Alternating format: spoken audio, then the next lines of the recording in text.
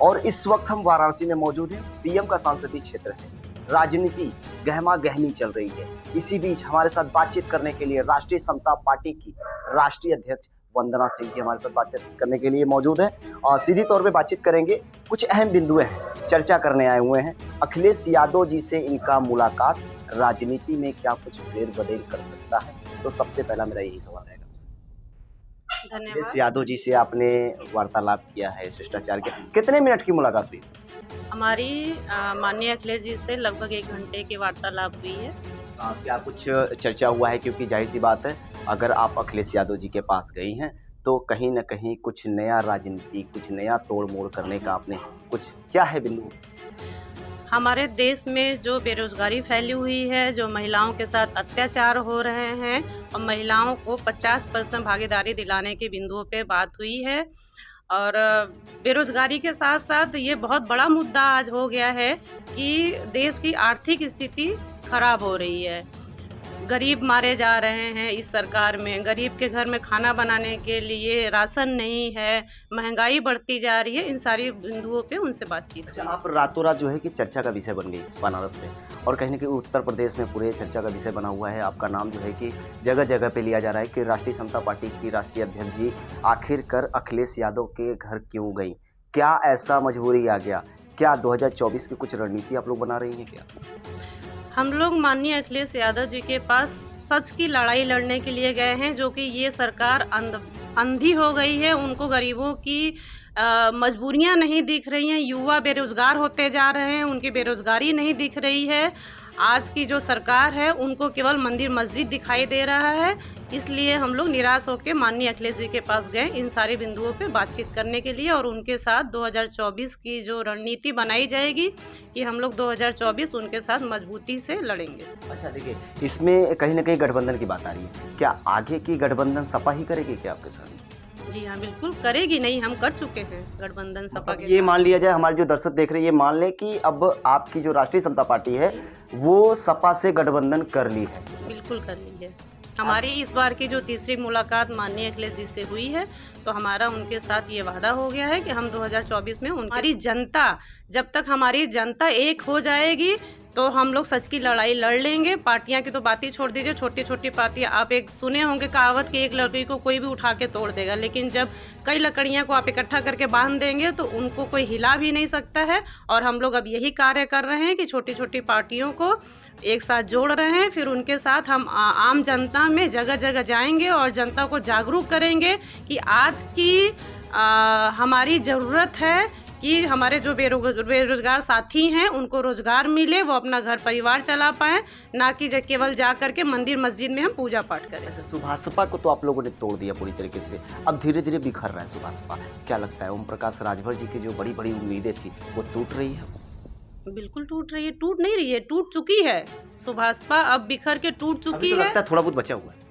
उसको बचा नहीं कह सकते हैं। आप उनके बयान देख रहे हैं, आप ओम प्रकाश राजभर जी के बयान देखिए कि वो बौखलाहट में अब क्या क्या बोल रहे हैं, क्योंकि वो विचलित हो चुके हैं कि वो अब खत्म हो चुके हैं। अच्छा, आप भारतीय जनता पार्टी की तरफ भी बढ़ सकती थी, क्योंकि भारतीय जनता पार्टी इस वक्त बहुत मजबूत पार्टी है, केंद्र हो या प्रदेश हो। आप उसके भारतीय जनता पार्टी की तरफ आप नहीं इशारा किए, कहीं आपका एक मतलब परसेंट भी नहीं आया उधर दिमाग कि आपको उधर जाना चाहिए भारतीय जनता पार्टी में? क्या पता भारतीय जनता पार्टी की तरफ आप बढ़ती, आपका पार्टी और हाइप कर जाता पार्टी। भारतीय जनता पार्टी की तरफ हम लोग इसलिए नहीं बढ़े क्योंकि भारतीय जनता पार्टी घमंड में हो चुकी है। भारतीय जनता पार्टी सोच रही है कि अब उसके अलावा कोई भी नहीं है, और वो एकदम से आंख मूंद चुकी है। केवल भगवान को मैं भी पूछती हूँ, ये नहीं कि मैं भगवान को नहीं पूछती हूँ, लेकिन अभी भारतीय जनता पार्टी केवल मंदिर और मस्जिद में ही उलझ के रह गई है और जनता में आपस में फूट करने का कार्य कर रही है। इसलिए हम लोग भारतीय जनता पार्टी के साथ नहीं गए। अखिलेश यादव जी का अस्तित्व गिरता जा रहा है, ऐसा भारतीय जनता पार्टी का आरोप लगता है, और कहीं ना कहीं जब उनका जब पार्टी गिरता जा रहा है, वो भी गिरते जा रहे हैं, आप उनके पास जा रही हैं, कहीं हल्कापन आ जाएगा आपके पार्टी में, राष्ट्रीय समता पार्टी में? ऐसा कुछ भी हो सकता है?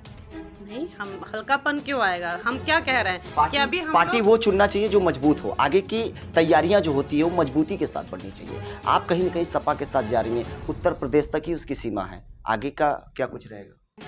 क्या आपकी पार्टी बस उत्तर प्रदेश तक ही चलेगी? बिल्कुल नहीं। उत्तर प्रदेश में ही क्यों रहेंगे? जब हम मजबूत हो जाएंगे तो हम लोग सब जैसा भारत में हर जगह जाएंगे। और मजबूत के साथ तो सभी रहते हैं, मजबूत के साथ तो सभी रहते हैं। आप एक सिंपल से परिवार की ही बात कर लीजिए, जो बेटा कमज़ोर होता है माँ बाप उन्हीं के साथ रहते हैं, ना कि जो मजबूत रहता है उनके साथ रहते हैं। जब हम कमज़ोर के साथ रहेंगे तभी हम लोग मजबूती ला पाएंगे। और सपा कमज़ोर नहीं है, ये आपने कैसे कह दिया कि सपा कमज़ोर है? भारतीय जनता पार्टी कहती है। विपक्ष का तो आरोप लगाना कार्य होता है। माननीय अखिलेश जी एक पढ़े लिखे पूर्व मुख्यमंत्री हैं और एक पढ़ा लिखा आदमी ही देश को आगे विकास में ले जा सकता है, अन्यथा बिना पढ़े लिखे लोग तो नहीं। 1 घंटे की मुलाकात में कुछ ऐसी बातचीत जिससे आपको लगता है कि 2024 के लिए बहुत अच्छी तरीके से तैयारी कर रही है सपा? बिल्कुल, हम लोग 2024 के लिए अच्छी बातचीत उनकी ये है कि वो बेरोजगार युवाओं के लिए सोचते हैं। सबसे अच्छी बात उनकी यही है कि वो बेरोजगार युवाओं के लिए सोचते हैं, गरीब तबके के लिए सोचते हैं। दबंगई सरकार बोला जाता है सपा को, आप तो कहती हैं कि दबंगों के साथ तो एकदम नहीं रहूंगी मैं, क्योंकि आपने ओम प्रकाश राजभर के लिए भी बोला है कि अभद्र भाषा का प्रयोग करते हैं। आपको नहीं लगता सपा में भी गुंडई बहुत ज्यादा है? भाजपा में गुंडई नहीं है, किस सरकार में गुंडई नहीं है, और सरकार गुंडई नहीं करती है। सरकार के साथ जो 2-4 लोग रहते हैं वो सरकार आने के बाद वो दबंगई करते हैं। हमें लगता है कि आज की स्थिति ये है कि सबसे ज़्यादा दबंगई तो भाजपा में ही हो चुकी है। तो मतलब पूरी तरीके से मन बना लिया है आपने, राष्ट्रीय समता पार्टी जो है वो पूरी तरीके से समाजवादी पार्टी से गठबंधन कर लेगा। बिल्कुल, जो पार्टी सच के साथ चलेगी हम लोग सच्चाई के साथ चलेंगे। और आज हमें लगता है कि माननीय अखिलेश जी युवाओं, बेरोजगार युवाओं के लिए सोच रहे हैं, तो उनका साथ देना चाहिए हम लोगों को। बहुत बहुत धन्यवाद बातचीत करने के लिए। एक मुलाकात चर्चा का विषय बन गया है पूरे वाराणसी में, हम ये भी कह सकते हैं उत्तर प्रदेश में चर्चा का विषय बना हुआ है। वंदना सिंह जी जो हैं वो राष्ट्रीय समता पार्टी की महिला अध्यक्ष हैं और सुभाषपा को तोड़ने मरोड़ने का काम पूरी तरीके से राष्ट्रीय समता पार्टी ने किया।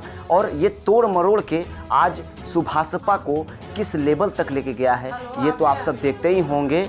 और इसी के साथ ही साथ मैं आप सबको बता दूं कि अब पूरी तरीके से राष्ट्रीय समता पार्टी जो उभर रहा है, दिन प्रतिदिन कुछ नया नया कार्य कर रहा है, ये अब पूरी तरीके से सपा के पार्टी से गठबंधन कर लिया है। और आगे की जो रणनीति रहेगी वो पूरी तरीके से सपा के साथ हाथ में हाथ मिला के आगे बढ़ने का काम करेंगे। रणनीति तैयार हो गई है 2024 के लिए। सपा और राष्ट्रीय समता पार्टी मिलकर एक तरफा भारतीय जनता पार्टी के ऊपर हमला बोलने का काम भी करेंगी।